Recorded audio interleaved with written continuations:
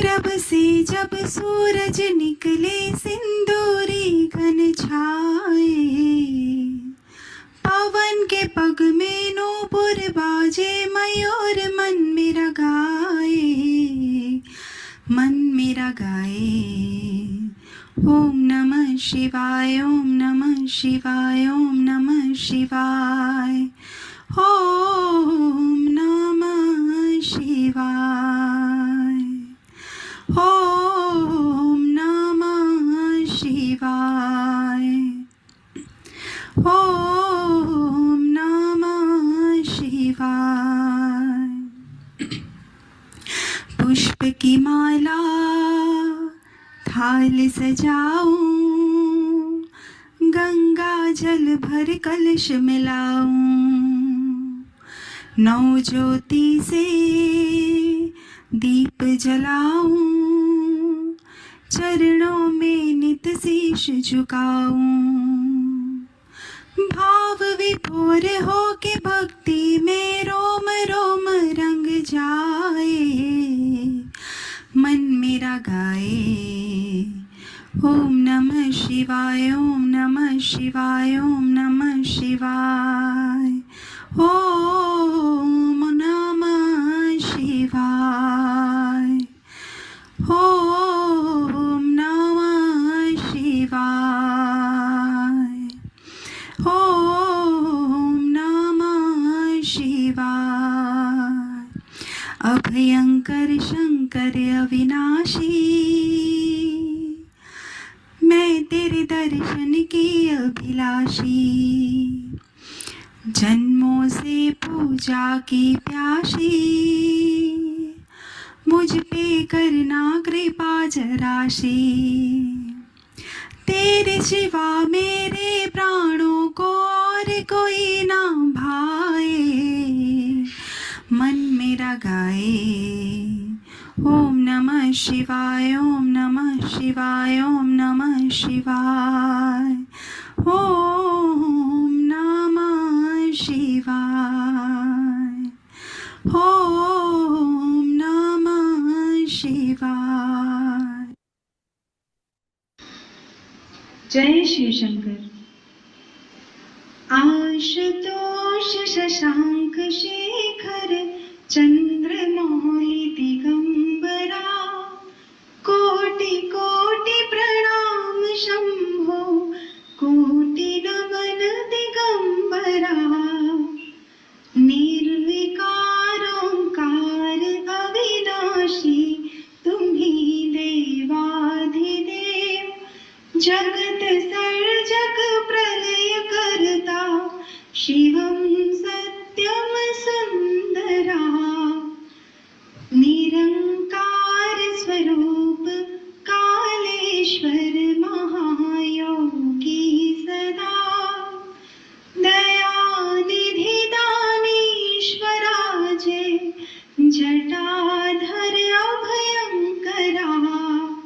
आशुतोष शशांक शेखर चंद्रमौलि चिदंबरा, कोटि कोटि प्रणाम शंभो, कोटि नमन दिगंबरा। शूलपाणि त्रिशूलधारी, औगणी बागंबरे, जय महेश त्रिलोचनाय, विश्वनाथ विश्वंभरा। आशुतोष शशांक शेखर चंद्रमौलि चिदंबरा, कोटि कोटि प्रणाम शंभो, कोटि नमन दिगंबरा।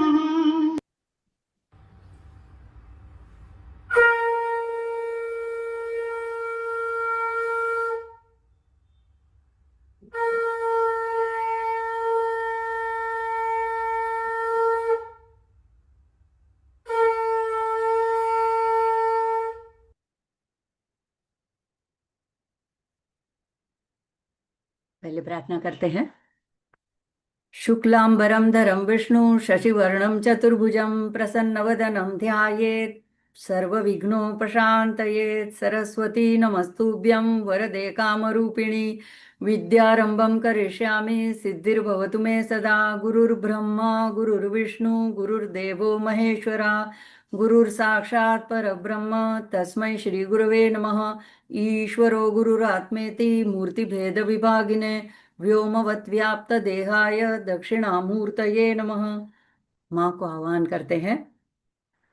सिन्दूरारुणविग्रहां त्रिनयनां माणिक्यमौलिसुरतारानायकशेखरां स्मितमुखी मापीनवक्षोरुहां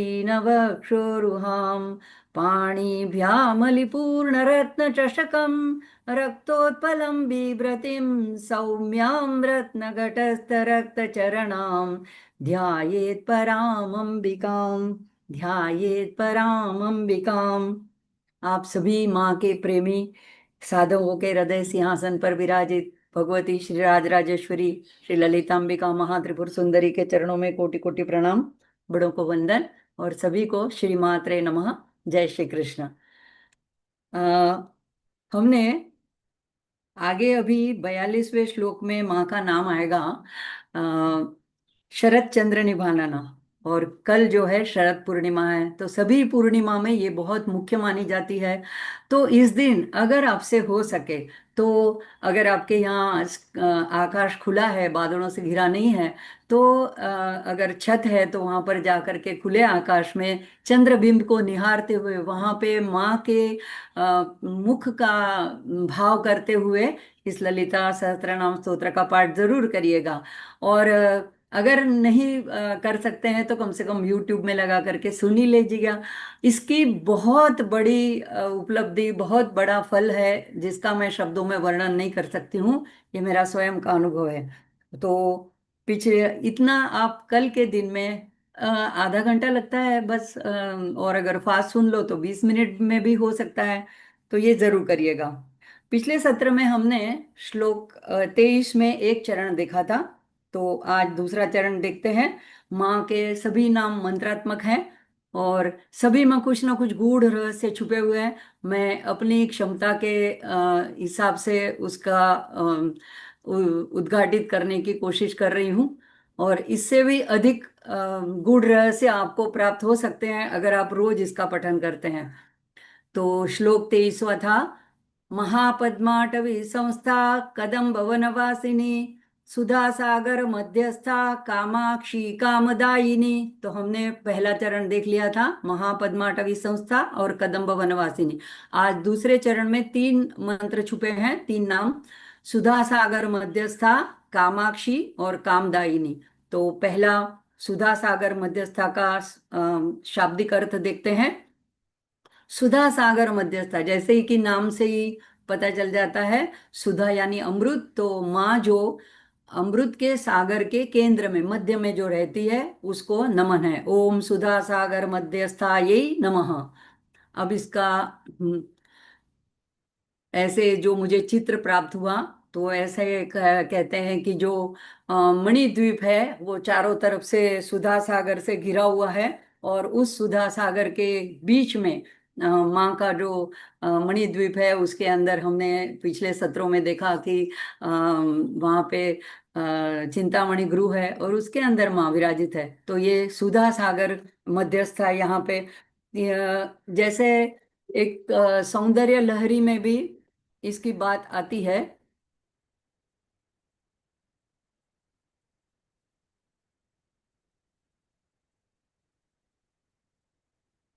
अरे क्या हुआ?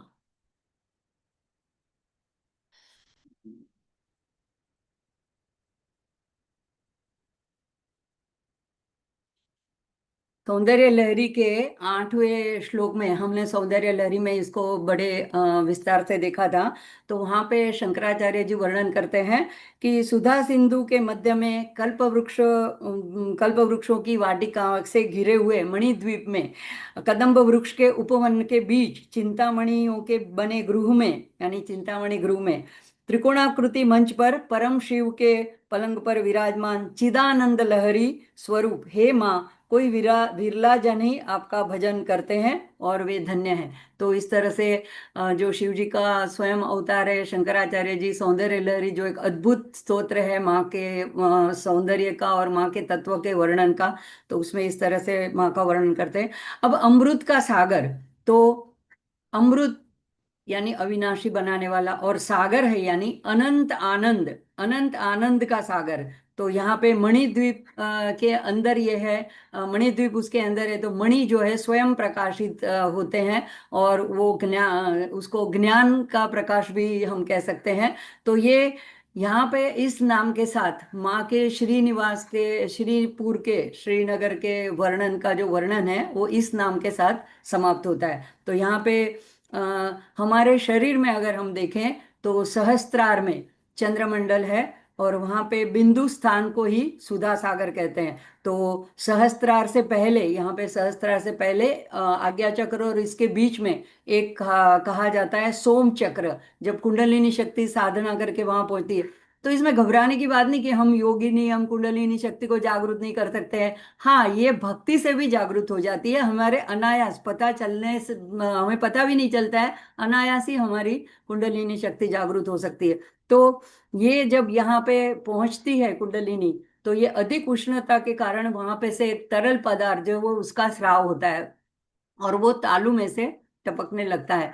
तो योगी जन उसे खेचरी मुद्रा से जीभ को उल्टा करके अंदर करके उसका पान करते हैं, और ये सुधा सागर जो है वो सुधा का रस हमारी 72 नस नाड़ियों में से प्रवाहित होने लगता है। और योगी जन जो साधक जन होते हैं वो आनंद की अनुभूति कहते हैं।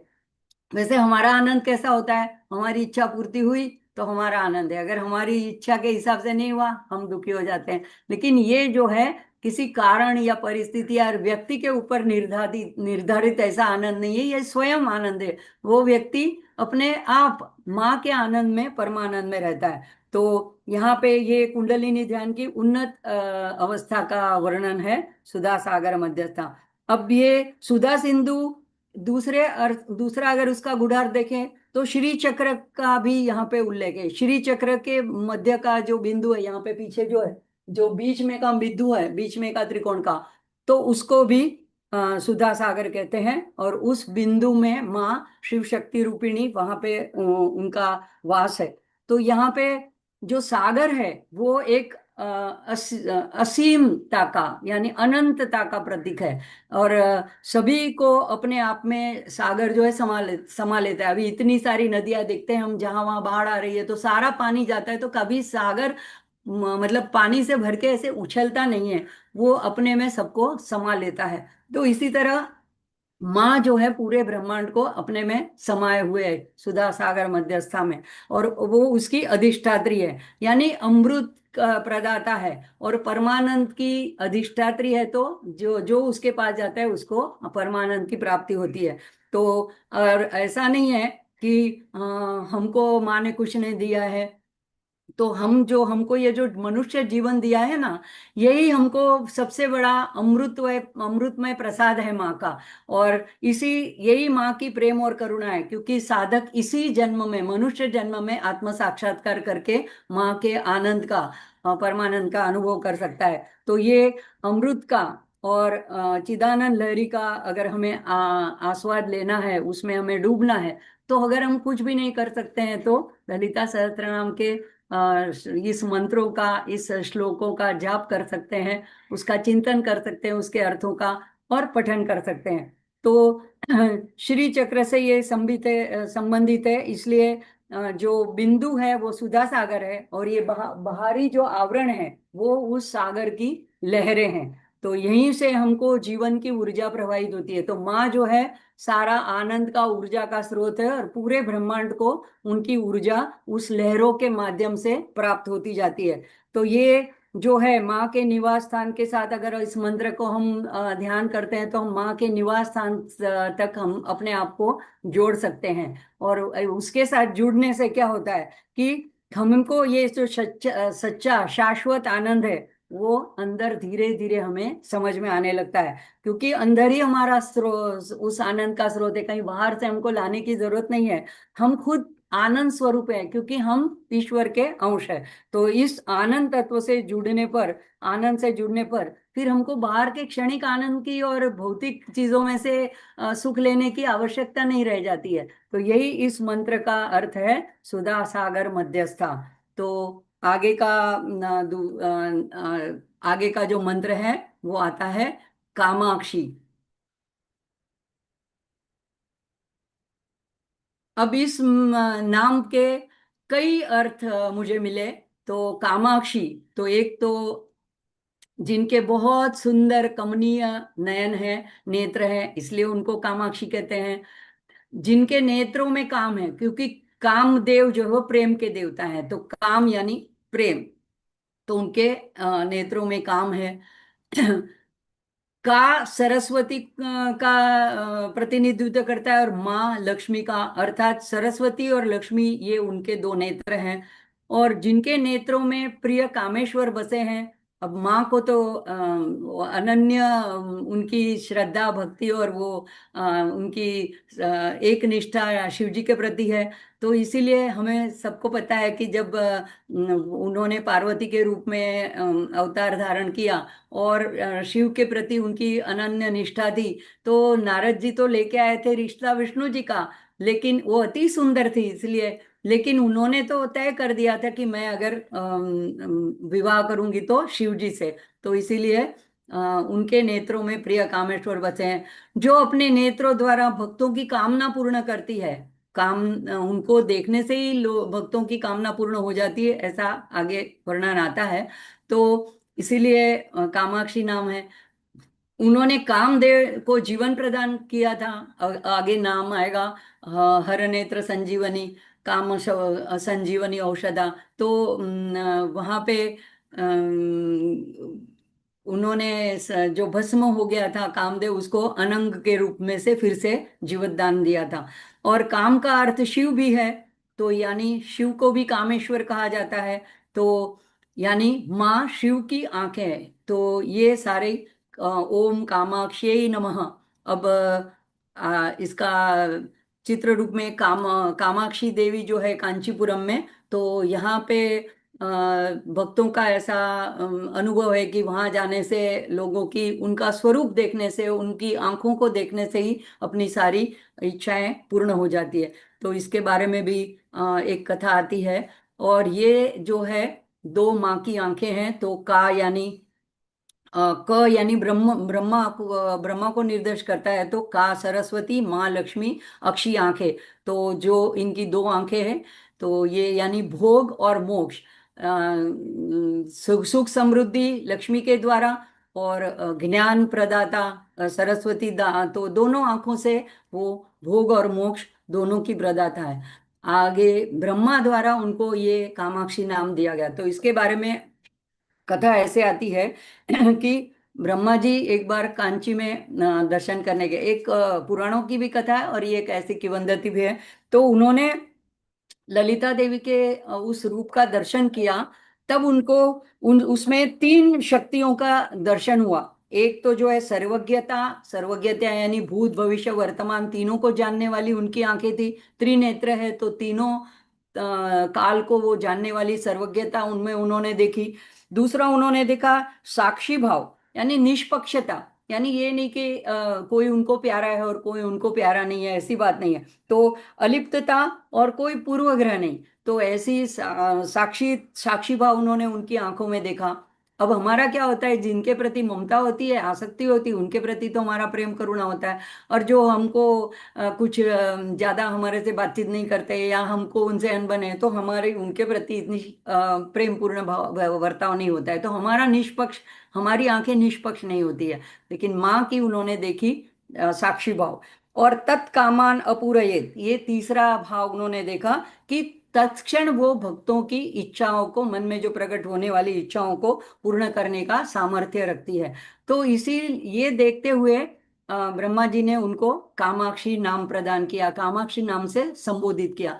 दूसरी एक कथा ऐसे आती है कि जब माँ को महासिंहासनेश्वरी के रूप में विराजमान किया गया, जब सारे देवता वहां पे एकत्रित हुए थे, तो मणिद्वीप में, तो उन्होंने ब्रह्मा जी जो सृजन के देवता हैं, उन्होंने उन देवताओं से पूछा कि आप लोगों की क्या क्या आवश्यकता है, क्योंकि वो सृजन करने वाले हैं। तो उन्होंने कहा कि हमको कुछ भी नहीं चाहिए, क्योंकि हमने माँ की आंखों को देखते हुए ही हमारी सारी मन की इच्छाएं पूरी हो गई है, जरूरियात पूर्ण हो गई है।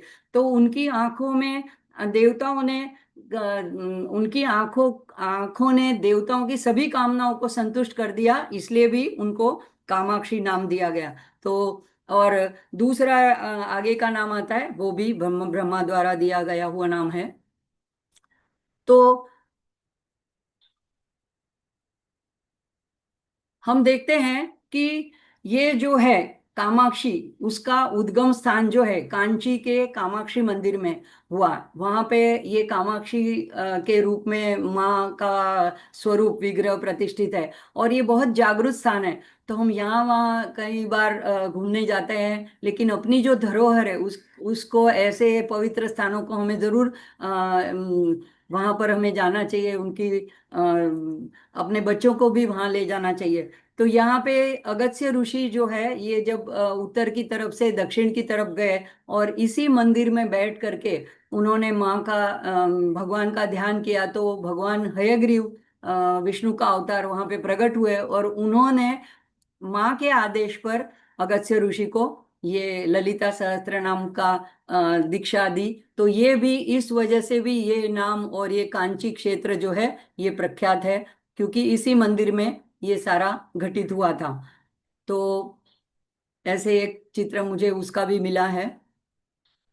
ये हयग्रीव ऋषि अगस्त्य मुनि जो ध्यान में बैठे उनको ललिता सहस्त्र नाम की दीक्षा देते हैं, और बाद में आगे चलकर और भी ललिता त्रिशती की दीक्षा उनको प्राप्त होती है। तो ये कामाक्षी जो है वो ऐसा इसका बहुत महत्व है। तो ये नाम और इसके बाद का नाम, अब इसके बाद का दूसरा नाम आता है कामदायिनी।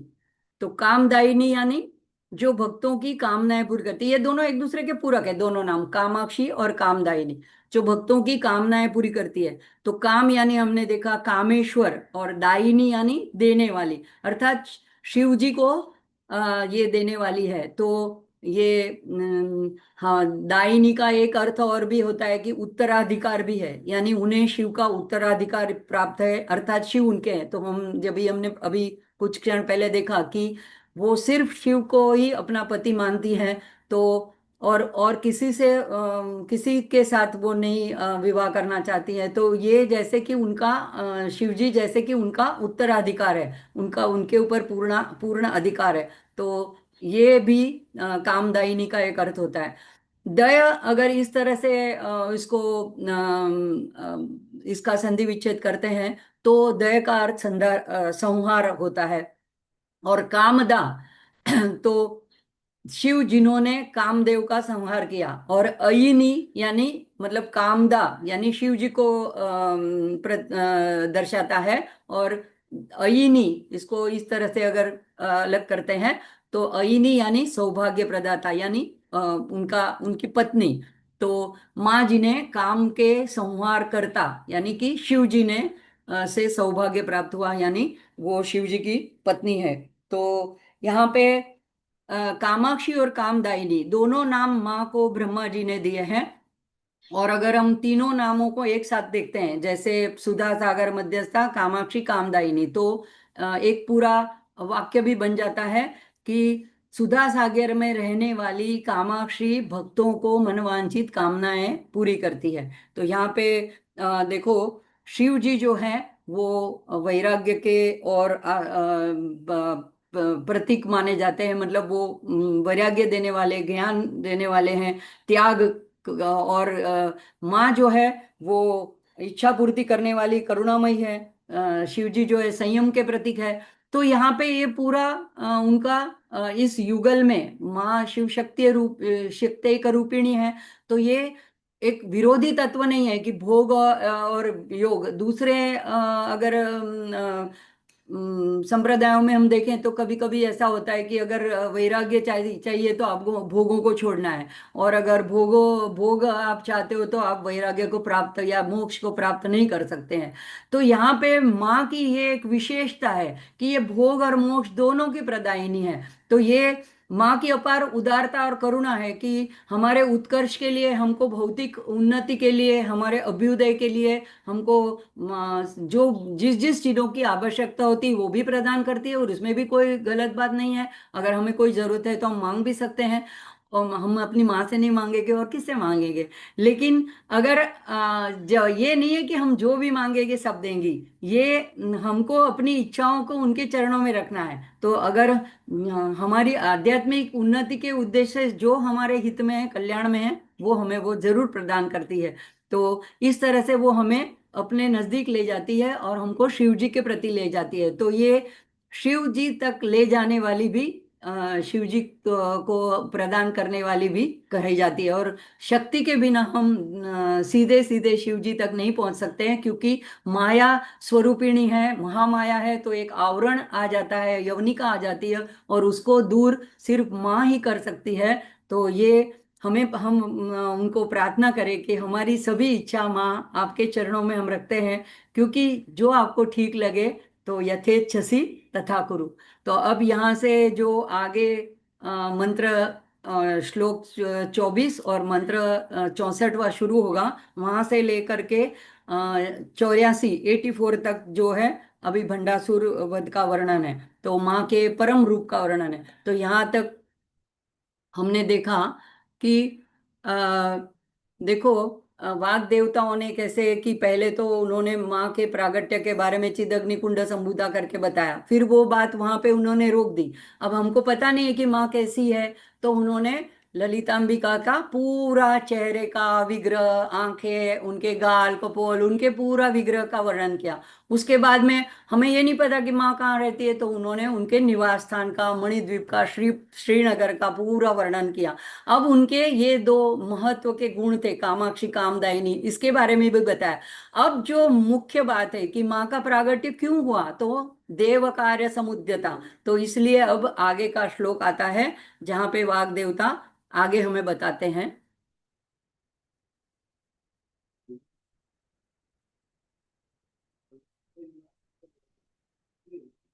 तो श्लोक 24 है, देवर्षि गण संघात स्तूयमानात्म वैभवा भंडासुरवधोद्युक्त शक्ति सेना समन्विता।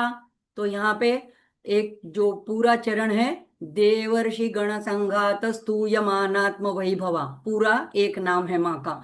और दूसरा जो है भंडासुरवधोद्युक्त शक्ति सेना समन्विता, तो ये एक षोडशाक्षरी मंत्र भी बन जाता है। और ये दोनों, इस मंत्र के अंदर दो नाम, माँ के दो मंत्र नाम छुपे हुए हैं। तो देवर्षि गण संघात स्तूयमानात्म वैभवा, इसका अर्थ देखते हैं। देवर्षि गण संघात, तो दे, इसका अलग अलग रीत से हम विच्छेद करेंगे। अगर देव और ऋषि करेंगे, और देवर्षि भी करेंगे, और गण, तो इस तरह से देवता, देवर्षि, ऋषि मुनि और गण, ये सभी समूह, संघात यानी समूह, और संघात का एक अर्थ नरक भी होता है, आगे देखेंगे हम। तो ये सभी मिल करके, और संघात का एक अर्थ सब तरह से संहार ऐसा भी होता है। तो ये जो सारे देवता, ऋषि मुनि और अलग अलग गण, तो गणों के भी, गणों का भी वर्णन अग्नि पुराण में आता है कि आदित्य जैसे 12 है, वसु 8 है, रुद्र 11 है, तो ये गण में इनकी गणना होती है। तो ऐसे सारे जितने गणों के समूह है, ये सारों ने मिल करके, मतलब ब्रह्मांड के सभी देव देवताओं ने मिल करके, सभी लोग त्रस्त थे भंडासुर से, उसका उसका नाम आगे आता है। तो ये एक नरक जैसी परिस्थिति में थे, तो इसीलिए उन्होंने स्तूयमान, जिनका स्तुति गान किया गया, तो ऐसी वैभवा, ऐसी आत्म वैभवा वाली माँ। तो यहाँ पे वाग देवता इस तरह से उनको संबोधन करते हैं। अब आत्मवैभवा यानी जो अपने स्वयं के महिमा, शान, शौकत, भव्यता, समृद्धि, ऐश्वर्य से पूर्ण है। तो मंत्र बनेगा, ओम देवर्षि गण संघात स्तूयमानात्म वैभवायै नमः। अब हम एक जगह में से ऐसे चित्र प्राप्त हुए हैं, ये है कि हमारी कल्पना को और अच्छी तरह से समझने के लिए। ऐसा नहीं कि ऐसे ही दिखती थी माँ, लेकिन किसी ने बनाया है तो मैं आपके साथ शेयर कर रही हूँ। तो देखो, ऐसे जैसे नीचे श्री यंत्र के ऊपर से माँ का प्रागट्य होता है चिदग्नि कुंड में से, तो चिदग्नि कुंड से माँ का प्रादुर्भाव भाव हुआ, जो हमने मंत्र 5 में देखा था, देव कार्य समुद्यता। और उसके बाद में सारे देवी देवता, अभी चिदग्नि कुंड से जैसे ही माँ प्रकट हो रही है, तो सारे देवी देवता जो है उनकी स्तुति कर रहे हैं। अब इसका गूढ़ार्थ क्या होता है?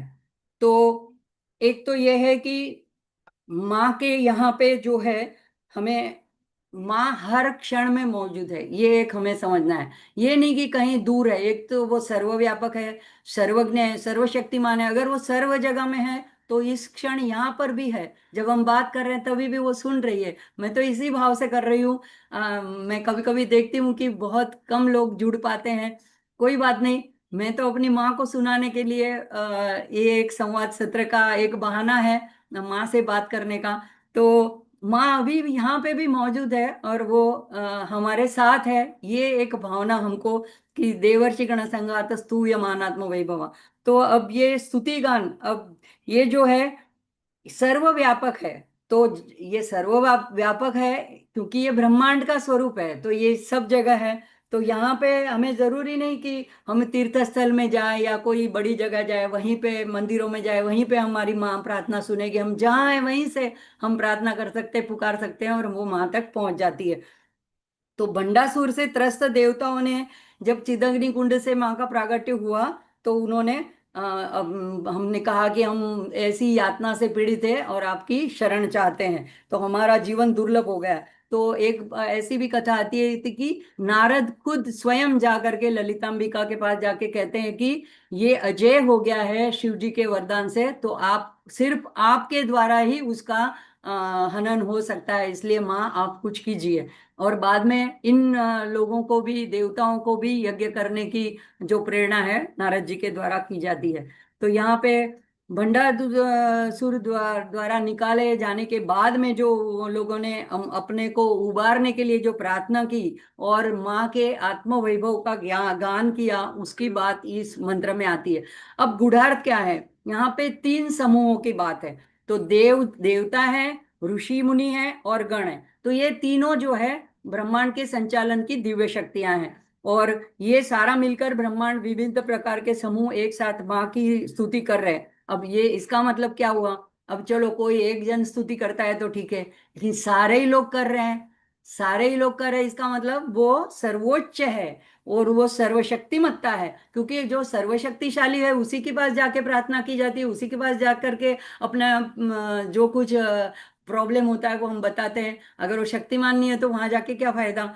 तो अगर व्यक्तिगत स्तर पे हम देखें, ये तो पुराणों की बात हो गई। व्यक्तिगत स्तर स्तर पे अगर हम देखें तो भावनोपनिषद में वर्णन आता है, स्वात्मैव परा देवता प्रोक्ता ललिता विश्व विग्रह। यानी कि जो ललिता है वो हमारी आत्मा है, वो ही परा देवता है। और वो साथ साथ में विश्व विग्रह भी है, यानी विश्व विराट ब्रह्मांड के स्वरूप में भी है। तो ब्रह्मांड की आत्मा भी है और हमारी आत्मा भी है। तो इस अर्थ में जब हम देखेंगे तो ऋषि मुनि जो होते हैं वो क्यों माँ की स्तुति करते हैं? तो जो माँ की यानी कोई पराशक्ति की नहीं, अपने अंदर के आत्म तत्व की ही स्तुति करते हैं, यानी कि अपने स्व की ही आराधना करते हैं। तो ये क्योंकि वो सभी जड़ चेतन में व्याप्त है, इसीलिए ऐसा नहीं कि कोई उसका एक आकार है या एक स्वरूप है। ये हमारी पूजा के लिए हम उनको एक आकार से कल्पना करते हैं और वो हमारे भाव ऐसी भगवती उसी आकार में हमारे सामने प्रकट होती है। लेकिन वो तो सर्वव्यापक है, निर्गुण निराकार है। तो इसीलिए ऋषि मुनि जो है वो ऐसे आत्मा को ही ललिता मान करके उनके हम कौन हैं, ये हमारा जो स्व स्वरूप है उसकी खोज करने के लिए स्तुति करते हैं, यानी आराधना करते हैं, यानी ध्यान करते हैं। तो देवता द्वारा जब हाँ, हम जब करते हैं तो हमारे अंदर कौन है देवता? तो हम जानते हैं हमारे शरीर के एक एक इंद्रिय में एक एक देवता है। जैसे हमें चक्षु का सूर्य देवता है, मन का चंद्रमा देवता है, हमारे बाहों का इंद्र देवता है, तो ऐसे पैरों का विष्णु है। ऐसे हमारे सारे शरीर के एक एक इंद्रियों में एक एक देवता बसे। तो हम इन देवताओं को लेकर के, और ऋषि कौन है? तो हमारी बुद्धि जो है वो ऋषि है। तो ये सारे फैकल्टी और गण क्या है हमारे अंदर? तो गण यानी जो इन बुद्धि और ये इंद्रियों के द्वारा हम जो कुछ प्रवृत्ति करते हैं, क्रिया करते हैं, कर्म करते हैं, यानी ईश्वर को प्राप्ति के लिए या माँ माँ की स्तुति करने के लिए, जैसे कि हम कुछ स्तोत्र गान करते हैं, कुछ पूजा पाठ करते हैं, तो ये प्रदक्षिणा करते हैं, यानी हम इंद्रियों द्वारा, बुद्धि द्वारा और हमारी क्रियाओं द्वारा, काया वाचा मनसा, जब हम सबको एकत्रित करके फोकस करके जब हम माँ की शरण में जाएंगे, तो उसी का अर्थ है कि देवर्षि गण संघात स्तूयमानात्म वैभव। और हम माँ के अभिजय जो हम कर रहे हैं ललिता सहस्त्रनाम, तो वो भी उनका आत्म वैभव का ही वर्णन हम कर रहे हैं। तो ये हम जब आत्म स्वरूप की ओर उनको मोड़ ले, इन सारे हमारे संघात को, हमारे अंदर भी ये सारे संघात पड़े हैं, इनको जब हम मोड़ लेते हैं, बहिर्मुख सुदुर्लभ है, अंतर्मुख समाराध्य है, तो अंतर्मुख करके जब हम उनकी प्रार्थना करते एकाग्रचित्त होकर, जैसे अभी हम लोगों ने नवरात्रि में की। लेकिन क्या होता है, नवरात्रि पूरी तो हमारा सारा अनुष्ठान भी हम सारे पुस्तक वगैरह ऊपर रख देते हैं, फिर अगली नवरात्रि को नीचे उतारते हैं। ऐसे ही नहीं है। नवरात्रि से जो शुरुआत की है तो उसकी हमको एक आदत पड़ जानी चाहिए। चाहे सारे स्तोत्र ना करे, किसी एक को पकड़ ले और उसको हम कंटिन्यू करें, तो हमारा जो है कनेक्शन उस दौर जो है उसके साथ संयोजन अनुसंधान बना रहता है। तो ये मंत्र हमें याद दिलाता है कि माँ भीतर बैठी है, क्योंकि कवच में मैं बहुत बात कहती हूँ हृदय ललिता। तो हमारी, हमें उनको समग्रता से, मतलब सब इंद्रियों द्वारा, मन द्वारा, बुद्धि द्वारा, सभी के द्वारा संघात को लेकर के हमको उनकी शरण में जाना है, उनके साथ जुड़ना है। अब तीसरा भी एक इसमें गुणार्थ है, वो मंत्र दृष्टि के हिसाब से, तो वो भी देख लेते हैं। जैसे संस्कृत की वर्णमाला है हम सब जानते हैं, तो उसमें ये सारे जो स्वर है अ से लेके अह तक, उसको कहते हैं देवगण। तो ये देवगण है। अब इसके बाद आता है ऋषिगण, यानी क से लेके ह तक के व्यंजन जो है इसको बोलते हैं ऋषिगण। और जो क्ष है ये संघात है। संघात यानी ये जो है, ना ये स्वर है ना ये व्यंजन है, ये दोनों के बीच का सेतु है, ये संयुक्त अक्षर है।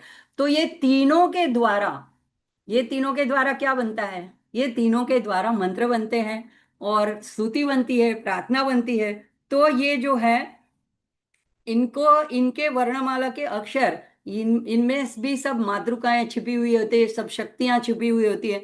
तो ये दिव्य रहस्यमय गूढ़ मंत्रों के द्वारा, जैसे अभी नवरात्रि गई तो नवारण मंत्र होता है, ओम ऐं ह्रीं क्लीं चामुंडा ये विचे। और महालक्ष्मी का मंत्र होता है, ओम श्रीं ह्रीं श्रीं कमले कमलालय प्रसीद प्रसीद, श्रीं ह्रीं श्रीं ओम महालक्ष्मी नमः। ऐसे जो मंत्र हैं, या ओम नमः शिवाय।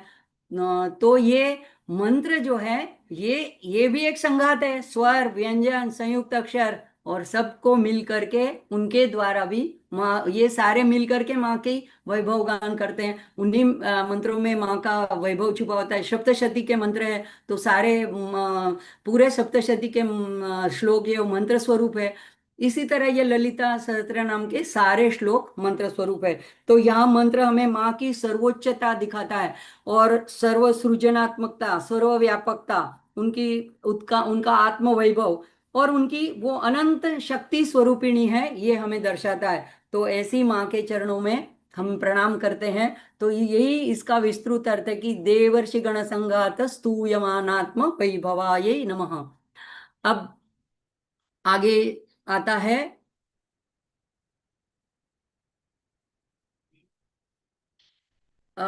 दूसरा चरण, श्लोक 24 का, भंडासुरवधोद्युक्त शक्ति सेना समन्विता। तो यह भी पूरा चरण एक पूरा नाम है, एक मंत्र है, भंडासुर यानी मनमथ कामदेव की जो भस्म, उसको शिव जी के तीसरे नेत्र से वो जो क्रोधाग्नि से भस्म हो गया था, उसकी भस्म से उत्पन्न एक असुर, उसका नाम है भंडासुर। वधोद्युक्त, वध यानी संहार करने के लिए, उद्युक्त यानी तत्पर सज्ज, शक्ति सेना। तो माँ की विविध शक्तियों का जो दल है, माँ का जी, माँ की जो सेना है, माँ की जो फौज है, वो समन्विता यानी क्रमबद्ध व्यवस्थित संयुक्त, ऐसी जो माँ है उसको यहाँ पे नमन किया गया है। तो अब जो है माँ अभी वध करने के लिए उद्युक्त तत्पर तैयार हो गई है। पहले देवताओं ने स्तुति करी, स्तुति सुनने के बाद माँ अब ये देव कार्य करने के लिए अब एकदम सज्ज हो गई है। तो यहाँ पे माँ भंडासुर का वध करने के लिए प्रचुर शक्ति सेना के साथ पूरी तरह से सज्ज होकर तत्पर खड़ी है। अब ये शक्ति सेनाएं कौन है? तो ये कोई अलग बाहर से लाई गई सेना नहीं है। जैसे हमने सप्तशती में शुंभ निशुंभ वध के वक्त देखा था, तो शुंभ कहता है कि तुम तो गर्व करती हो और इतनी सारी शक्तियों के साथ में मेरे सामने मेरे लड़ने आई हो। तब माँ क्या दिखाती है कि सारी शक्तियां, ब्रह्माणी, इंद्राणी, माहेश्वरी, चामुंडा, सब कुछ उनके अंदर समा जाती है। वो कहती है देखो मैं एक ही हूँ और अकेली हूँ, मेरे सिवाय इस संसार में और कोई दूसरा है ही नहीं। तो इसी तरह यहाँ पे जो सारी सेनाएं हैं वो भी माँ का ही रूप है, माँ ने ही अनेक रूप धारण किए हैं। तो यहाँ पे अ, जैसे पांचवें श्लोक में था कि देव कार्य समुद्यता, तो वो पूरा करने के लिए अब वाग देवताओं ने माँ के विग्रह का हमको पहले वर्णन कर दिया, उसके निवास का वर्णन कर दिया, गुणों का वर्णन किया। अब वाग देवता कहते हैं कि वो तो हमने तुमको आइडिया आने के लिए किया था, अब सचमुच जो माँ कार्य करने जा रही है, यहाँ से माँ का एक्शन शुरू होता है। तो अब माँ जो है अपना जो कार्य है देवताओं की रक्षा के लिए, तो पूरी तरह से यहाँ पे तत्पर समुद्यकता। तो अभी भंडासुर कौन है? तो इसकी कथा थोड़े में देखते हैं कि कामदेव को शिव जी ने अपने तीसरे नेत्र से भस्म कर दिया। अब उसकी राख पड़ी रही। अभी कई जगह में पुराणों में ऐसा उल्लेख आता है कि चित्ररथ नाम के एक गण ने उसका एक छोटे बालक का पुतला बनाया। कई जगह में ऐसा वर्णन आता है कि गणेश जी ने बनाया। हम उसके डिटेल में नहीं जाएंगे, लेकिन वो जो पुतला बना और शिव जी की दृष्टि उस पर पड़ी, तो वो सजीवन हो गया। और उसको रुद्र की मंत्र दीक्षा दी गई। तो वो बहुत तपस्या करी उसने शिव जी की। और जब उसको वो बालक जीवित हो गया, ब्रह्मा जी जब ये देख रहे थे तो उन्होंने भंड भंड ऐसे कहा। अब एक जगह में ऐसे आता है कि भंड का अर्थ निर्लज्ज है, क्योंकि उसने ऐसे ऐसे वरदान मांगे। और एक जगह में ऐसा भी उल्लेख आता है कि उसको अच्छा शाबाशी दी कि ऐसे एक भस्म में से एक सजीवन बालक सजीवन हो गया। तो बात यह है कि शिव जी के क्रोधाग्नि से वो उत्पन्न हुआ था, और कामेश्वर की वो भस्म थी, इसलिए उसमें काम वासना, इच्छा, अहंकार प्रबल था, और क्रोध भी प्रबल था। तो जब अपनी इच्छा पूरी नहीं होती है तो क्रोध आने लगता है। तो वो ऐसे भंड असुर बन गया। पहले तो उसका भंड भंड बोलने से, ब्रह्मा जी के बोलने से भंड नाम पड़ा, और बाद में असुर हो गया, इसलिए भंडासुर कहलाया। तो असु यानी जीवन, और र यानी लेने वाला, छीन लेने वाला। तो असुर का अर्थ ये होता है कि जो दूसरों का जीवन छीन लेता है, तो नष्ट कर देता है। तो इसने क्या किया, शिव जी की बहुत आराधना करी। तो शिव जी ने, अब वरदान अमर का ही मांगते हैं सारे राक्षस, लेकिन वो तो वरदान मिलता नहीं है। लेकिन शिव जी को उसने ये कहा कि मेरे सामने जो लड़ने आए उसकी आदि शक्ति मेरे में आ जाए। भगवान ने कहा तथास्तु। तो बहुत दीर्घ काल तक मैं राज्य करूँ? तो भगवान ने कहा ठीक है, 60,000 वर्षों तक तुम्हारा राज्य चलेगा, लेकिन इसका मतलब ये हुआ कि उसके बाद तुम्हारा राज्य नष्ट होगा। ये इसके ध्यान में तब नहीं आया। और ये अपने को अमर समझने लगा, और उसने ये नहीं मांगा कि किसी स्त्री के हाथ में, उसको लगा स्त्री के हाथ से तो मेरी कोई हत्या हो ही नहीं सकती है। तो ये वरदान उसने नहीं मांगा। तो उसने सारा ऐसा माना कि मैं देवों से ना मरूं, और ऋषियों से ना मरूं, और असुरों से ना मरूं, ऐसे ऐसे सारे वरदान मांगे, लेकिन स्त्री का उसमें समावेश नहीं किया था।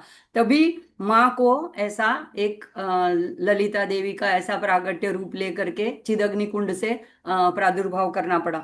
अब गौड़पाद सूत्र भी यही बताता है कि भंडासुर हननार्थम एकमेव अनेका, यानी भंडासुर का हनन करने के लिए जो एक अद्वितीय है, उन्होंने अनेक रूप धारण किए।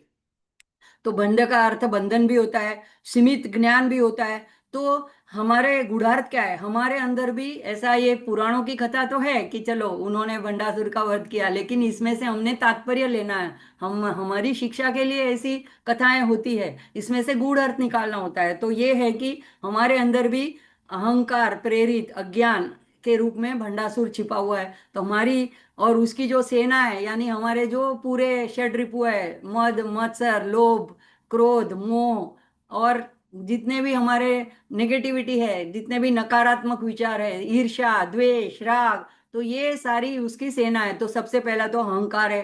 अहंकार के पीछे ये सारे हमारे अंदर छिपे हुए होते हैं और समय समय पर प्रकट होने लगते हैं। तो ये हमको विषयों में प्रेरित करते हैं, और अज्ञान हमारे दुखों का बंधन का कारण होता है। तो ये हम बाहर की वस्तु परिस्थिति में हम सुख ढूंढते हैं, लेकिन जब हम स्वयं आनंद स्वरूप है ये हम भूल जाते हैं। तो इसीलिए हमको क्या करना है, उद्यम की जरूरत है। प्रार्थना, पहले प्रयत्न, प्रार्थना, और बाद में प्रतीक्षा। तो ये क्रम होता है। तो इसीलिए ये हम जैसे द्रौपदी ने भी भगवान कृष्ण की पुकार लगाई, तो फिर भगवान प्रकट हुए। वो तो वहीं थे, वो कहते मैं तो यहीं था, लेकिन तुमने मुझे नहीं बुलाया, तो तब तक मैं नहीं आया। तो यही होता है कि माँ तत्पर होने का निर्देश यही है कि अभी माँ ने ये नहीं कहा कि मैं सोचती हूँ विचार करती हूँ, तुरंत तत्पर उद्यता। तो ऐसे हमको अगर कुछ कार्य करना है ईश्वर के प्रति, हमें कुछ अनुष्ठान करना है, तो अभी इस नवरात्रि में नहीं हुआ, बाद में करेंगे, दिवाली में करें, ऐसे सोच विचार में नहीं पड़ना है, तुरंत एक्शन करना है। तो हमें कोई तत्पर रहना है। माँ हमारे लिए तत्पर है। हम जितना एक कदम बढ़ाएंगे, माँ हमारे सामने उतने ज्यादा कदम से हमारे पास आएगी, क्योंकि वो तो तत्पर ही खड़ी है। तो यहाँ पे मंत्र जो है ये माँ की वीरता साहस जुनून पैशन ये सब दर्शाता है कि वो एकदम अभी सज्ज है। आप बस, अभी शुरू होने वाला है युद्ध। तो ये हमारे अंदर भी ऐसी सारी दैवी संपत्तियां हैं, वही सारी माँ की शक्तियां हैं, और वो अभी हमने जब तक उसको पुकारा नहीं तो वो सुप्त पड़ी है, लेकिन वो हमें मदद करने के लिए तत्पर है। अगर हम उनकी तरफ नहीं देखते हैं तो वो हमारी मदद के लिए नहीं आ रही है। तो ये हमें क्या प्रयत्न करना है, हमें बस ये ललिता सहस्त्र नाम का पठन करना है। और कल तो खास ही करना है शरद पूर्णिमा के दिन। तो शक्ति सेना, यानी हम इसके द्वारा ये भी दर्शाया गया है कि माँ सिर्फ जगत जननी है, सृजन करती है, ये बात नहीं है। इसके साथ में वो पालन पोषण करती है, लेकिन संरक्षण भी करती है, और जरूरत पड़े तो संहार भी करती है। तो ये तीनों कार्य माँ करती है। इसलिए यहाँ पे ये माँ को बुलाना है, और वो सज्ज है, और हमको संसार से विमुख होके उनके सन्मुख होना है। तो आगे का मंत्र देखते हैं।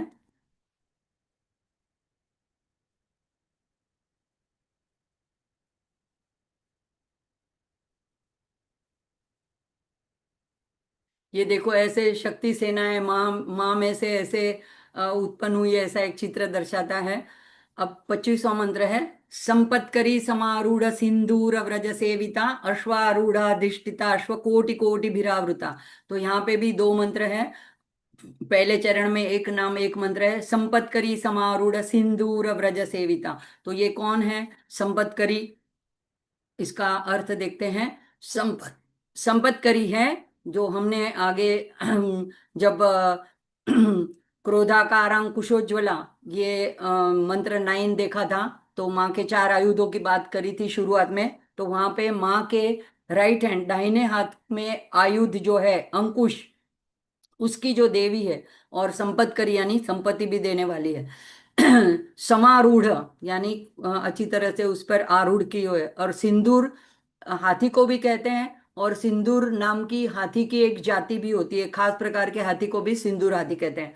तो हमारे देखो भाषा का वैभव है। मैंने कुछ नाम यहाँ लिखे हैं, और भी कई नाम हाथी के लिए प्रयुक्त किए जाते हैं। तो हाथी, गज, मतंग, लंबी, वितुंड हस्ती। और सेविता यानी उसके द्वारा सेवा की गई, यानी उसकी आराधना की गई, यानी उसके द्वारा संरक्षित, ये भी कह सकते हैं, यानी कि घिरी हुई। तो मंत्र बनता है, ओम संपत्करी समारूढ़ सिंदूर व्रज सेवितायै नमः। अब यहाँ पे एक चित्र है, देखो, माँ के राइट हैंड में से जैसे आयुध में से जो शक्ति निकलती है उसका प्रागट्य होता है संपत्करी के रूप में।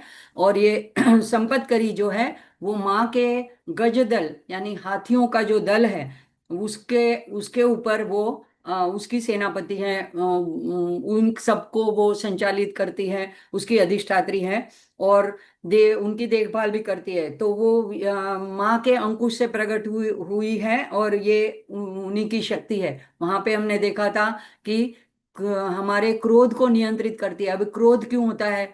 तो ये संपत्ति है। संपत्ति जब देती है तो ज्यादा संपत्ति का अधिकता हो जाती है तो लोगों में मद आ जाता है, और मद आने से फिर अगर मन के हिसाब से न हुआ तो क्रोध भी आने लगता है।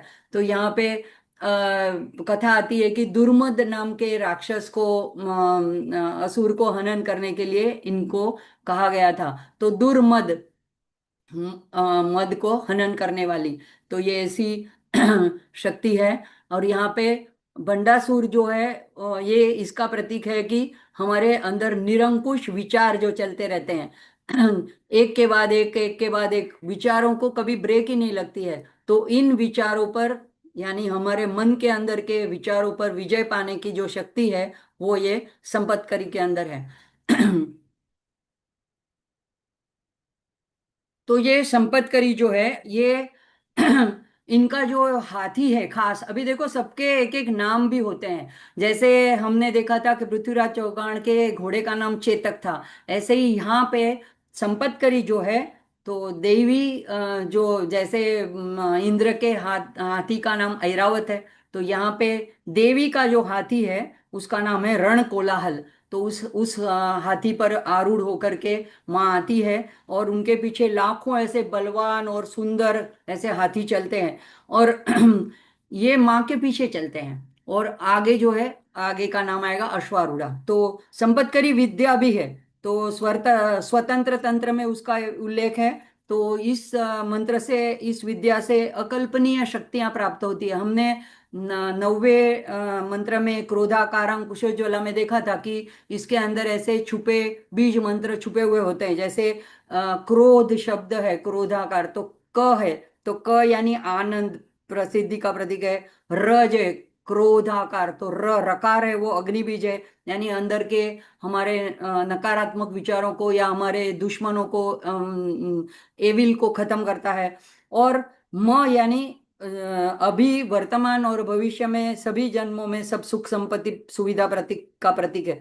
तो इस मंत्र से जो है सर्वांगीण ऐसी समृद्धि और ज्ञान प्राप्त होता है। तो यहाँ पे माता का ध्यान, अगर कोई ललिता माँ का ध्यान इस क्रोम बीज मंत्र से करते हैं तो उसको सब कुछ प्राप्त होता है। लेकिन इसके लिए सदगुरु से आत्म बीज प्राप्त करना होता है। तो हम इसमें ना पढ़े, लेकिन अगर हम ललिता सहस्त्र नाम का इस मंत्र संपत्करी समारूढ़ सिंदूर व्रज सेविता यही नमः, इतना करने से भी वही फल प्राप्त होता है। तो ललिता की लीला में मैंने जैसे कहा, ये दुर्मत नाम के असुर को पराजित करने के लिए इनको कहा गया था। और हम जब इनका आह्वान करते हैं तो हमारे अंदर की जो मद है, अगर किसी बात में हमको भी मद आता है, किसी को अपने रूप का, किसी को अपने शक्ति का, किसी को सौंदर्य का, किसी को संपत्ति का, किसी को अपनी पोजीशन का, सत्ता का, तो ये इसको नियंत्रित करने के लिए हमको पता भी नहीं चलता कि हमारे में कौन सा षड्रिपु आकर के सवार हो जाएगा। तो हमें ये संपत्करी का जब आह्वान करते, इस मंत्र को करते हैं, तो माँ की उस शक्ति जो है हमारे मद को, क्रोध को नियंत्रित करती है। तो ये हाथी जो है ये ऐसे बल का प्रतीक है, लेकिन जैसे ऐश्वर्य का भी प्रतीक है। जैसे लक्ष्मी के आजू बाजू में हाथी होते हैं, तो ऐश्वर्य की प्रदाता है, सुख संपत्ति सुख भोग की। लेकिन हमारे मन में ऐसी निरंकुश इच्छाएं चलती रहती है सुख भोग की, इसी का प्रतीक हाथी है, और उसको अंकुश में रखने की जो शक्ति है वो ये संपत्करी, क्योंकि वो अंकुश से प्रकट हुई है। तो ये महान हाथी को जैसे अंकुश नियंत्रित करता है, ये संपत्करी हम ज्ञान रूपी शक्ति से हमारे विचारों को, हमारे मद को नियंत्रित करती है।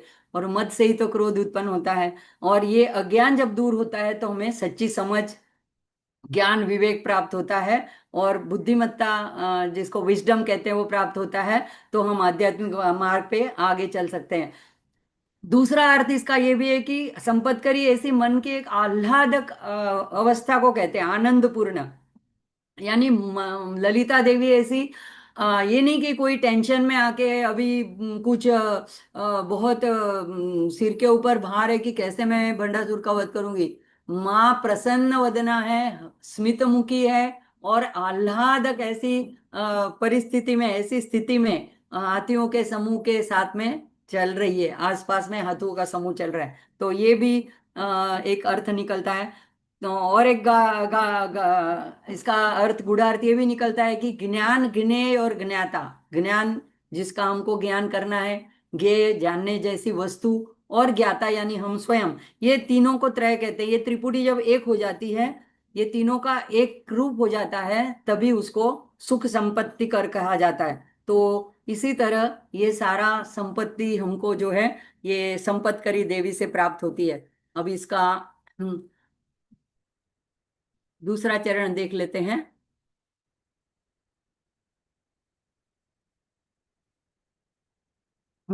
अश्वारूढ़ा अधिष्ठिता अश्व कोटि कोटि भिरावृता।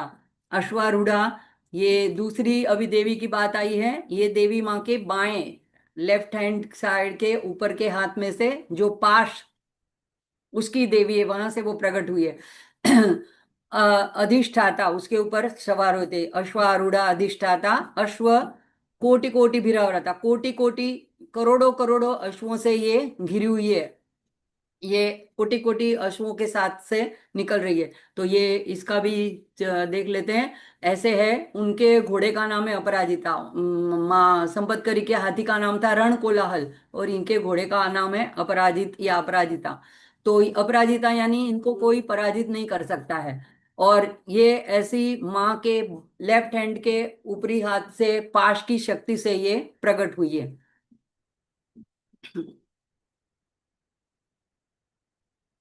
तो अब देखो, युद्ध में ये दो दो ही पशुओं का ज्यादातर पुराण काल से उपयोग होता आ रहा है। अभी ये सब अणुअस्त्र निकले हैं, ये अलग बात है। तभी घोड़े और हाथी तो गजदल और अश्वदल होते थे। तो ये हाथी जो है वो समझदारी और बुद्धिमत्ता का प्रतीक है। तो संपतकरी जो है हमको विवेक के, मन को नियंत्रित करके ज्ञान प्रदान करती है। और ये जो अश्वारूढ़ा है, तो घोड़े के ऊपर सवार है। तो घोड़ा जो है वो हमारे शास्त्रों में इंद्रियों को घोड़े का रूप माना जाता है, कि जैसे घोड़े चंचल होते हैं, ऐसे हमारी इंद्रियां चंचल है। और अगर उसको काबू में ना लिया जाए तो अफाट दौड़ने, किसी भी डायरेक्शन में दौड़ने लगते हैं। तो इसी तरह ये अश्वों को नियंत्रित करने वाली, यानी हमारी इंद्रियों को नियंत्रित करने वाली जो देवी है, वो अश्वारूढ़ है। और ये अपराजित है, यानी अगर हम अपनी इंद्रियों को विजयी कर लेते हैं, जितेंद्रिय बन जाते हैं, तो हम भी अपराजित हो जाते हैं, यानी हमको भी कोई किसी बात में हरा नहीं सकता है। तो यहाँ पे ये अश्वों की संचालिका है, इसलिए इनका नाम अश्वारूढ़ा है। अश्वारूढ़ा का एक मंत्र भी है, मुझे नहीं पता है, ऐसा मैंने पढ़ा है कि 13 बीज अक्षरों का ये मंत्र है। उसमें शुरू के 4 नॉर्मल क्रम में पढ़े जाते हैं, और आखिरी के उल्टे क्रम में। जैसे हम बाला मंत्र को शुरू में सीधा पढ़ते हैं और बाद में उल्टा पढ़ते हैं, तो 6 अक्षरी मंत्र बन जाता है। तो इस तरह ये यहाँ पे, और जैसे ये महालक्ष्मी का मंत्र है, उसको अगर हम श्री सूक्तम के साथ संपुटित करते हैं तो आगे पीछे बोलते हैं। तो इसी तरह ये मंत्र संपुटित हो जाता है, यानी कैद हो जाता है। तो ऐसे मंत्र संपुट जो है वो शीघ्र फलदायी होते हैं। अभी आगे दिवाली आ रही है, अगर आप हो सके तो ये दुर्गा सप्तशती का, दुर्गे स्मृता हरसि भीतिमशेष जंतो, वो, और दारिद्र्य दुख हारिणी, ये दोनों के बीच में श्री सूक्तम का एक मंत्र रख के संपुटित करके उसकी आराधना कर सकते हैं, श्री सूक्तम संपुटीकरण की। तो इसी तरह वो शीघ्र फलदायी देते हैं। तो ये हमारी जो अश्वों की तरह विचरण करने वाली इंद्रियां हैं, उनको निर्देश नियंत्रित करने का जो निर्देश है, ये मंत्र हमको दर्शाता है। तो उनके उनको नियंत्रित किए किए बिना हम आध्यात्मिक प्रगति कर ही नहीं सकते हैं। तो यहाँ पे कठोपनिषद में भी ऐसा ही रूपक बताया गया है कि इंद्रियां जो है वो घोड़े हैं, शरीर रथ है, और विषय जो है वो मार्ग है। और इसके ऊपर आत्मा जो है अंदर भोगता है। अगर हम हमारे रथ की लगाम बुद्धि के हाथ में देते हैं तब तो ठीक है, लेकिन अगर मन के हाथ में दी और वो इंद्रियां अपने मन के हिसाब से किसी भी दिशा में चल पड़ी भोग विषय के, तो ये हमारा पतन का कार्य बनती है। तो यहाँ पे अश्वारूढ़ा एक गत्यात्मक शक्ति है और हमारे आध्यात्मिक मार्ग की अड़चनों को दूर करने में हमारी सहायता करती है, क्योंकि ये हमारी इंद्रियों को विषयों में से रोक कर बांध कर, पाश है ये, पाश में से आई है, तो पाश डाल करके अगर हम ज्यादा विषयों की तरफ भाग रहे हैं तो पाश डाल करके हमको माँ की ओर खींच लेती है। और इसीलिए कोटि कोटि, तो यानी अनेक जन्मों की हमारी वासनाएं संस्कार है, तो हमारे अंदर कोटि कोटि वृत्तियां हैं। तो ये कोटि कोटि वृत्तियां चलती रहती है और हमको वो संस्कार ऊपर आते रहते हैं और हम उसके हिसाब से उस विषय भोग में भागते रहते हैं।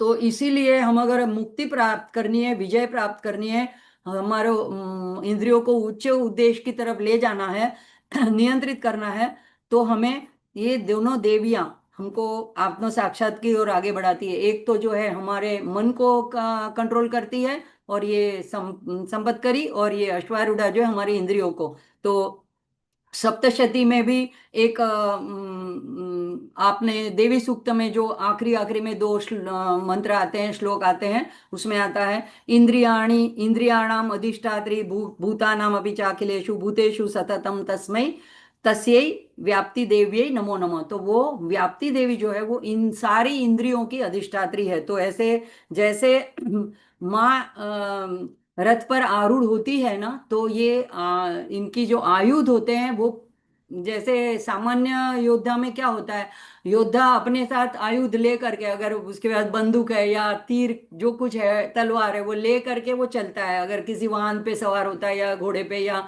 किसी जीप में। लेकिन यहाँ पे माँ के इसमें क्या है, आयुध पहले अंदर चले जाते हैं, उनकी देवियां पहले प्रकट होती हैं उनके सिंहासन के आसपास, माँ उसके बाद में विराजित होती है। तो यहाँ पे ये नाम हमको इस तरह से इंद्रियों को अपने नियंत्रण में करने के लिए ये मंत्र हमको एक निर्देश भी करता है। अगर अगर ये मंत्र का मनन करें तो ये अश्वारूढ़ा देवी हमारी उस कार्य में सहायता भी करती है। तो मुझे लगता है इससे आगे नहीं हो पाएगा, तो हम यहीं पे आज के सत्र को रोक लेते हैं। मुझसे जितना बन पाता है तो मैं शेयर करने की कोशिश करती हूँ, लेकिन आप रोज इसका मनन स्मरण करेंगे, पठन करेंगे, तो आपको इससे अधिक और अर्थ मन के अंदर प्रकट होते जाएंगे। तो सभी का आभार। जागृति बहन हमेशा मेरी ये स्लाइड बनाने में मदद करती है, और अर्चना जी की मैं क्या बात करूँ, कभी भी तत्पर रहती है टेक असिस्टेंस करने के लिए। तो और मीर भाई जो प्रेरणा देते रहते हैं, सभी आप भक्तजनों का भी, आपकी वजह से मुझे कुछ ना कुछ बोलने की प्रेरणा होती है। तो सभी का आभार प्रकट करते हुए माँ के चरणों में आज का संवाद अर्पित करते हुए, और कोई भूल चूक सही हुई तो क्षमा मांग करके पूर्णता की ओर चलते हैं। ओम पूर्णमद पूर्णमिदं पूर्णात् पूर्णमुदच्यते पूर्णस्य पूर्णमादाय पूर्णमेवावशिष्यते। ओम शांति शांति शांति। हरि ओम श्री गुरुभ्यो नमः। हरि ओम। धन्यवाद चेतना जी, आप सभी को सादर प्रणाम। आज के सत्र में हमने माँ ललितांबा के सहस्त्र नामों के रहस्यमय अर्थों के माध्यम से उनके अनंत स्वरूप को अनुभव किया। हर नाम में माँ की करुणा, शक्ति और सौंदर्य छिपा है, जो हमें आत्मशुद्धि और शांति की ओर ले जाता है। आइए इस आराधना का सार अपने जीवन में उतारे और माँ की कृपा हमारे विचार, कर्म और जीवन में सदैव प्रकाशमय बनी रहे, ऐसी आशा के साथ आज का सत्र हम विराम की ओर ले जाते हैं। उनके पहले कनकधारा स्तोत्र कंठस्थीकरण परीक्षा के रजिस्ट्रेशन फॉर्म आज जारी किए गए हैं। परीक्षा की तिथि 2 नवंबर है और रजिस्ट्रेशन करने की अंतिम तिथि 20 अक्टूबर है। जो परीक्षा देना चाहते हैं उनसे अनुरोध है कि कृपया समय पर अपना रजिस्ट्रेशन फॉर्म जमा करवा लें। आइए हम सब मिलके महादेव का जय घोष करें। ओम ओम नमः नमः पार्वती पार्वती पतये हर हर हर महादेव। हर। सभी का सभी का धन्यवाद। कल जरूर जरूर जरूर पूर्णिमा, शरद पूर्णिमा है तो ललिता सहस्त्र नाम का पाठ सुन लीजिएगा। शाम के वक्त चंद्रबिंब को देखते हुए करें तो अति उत्तम। Thank you. जय श्री कृष्ण। जय माता दी।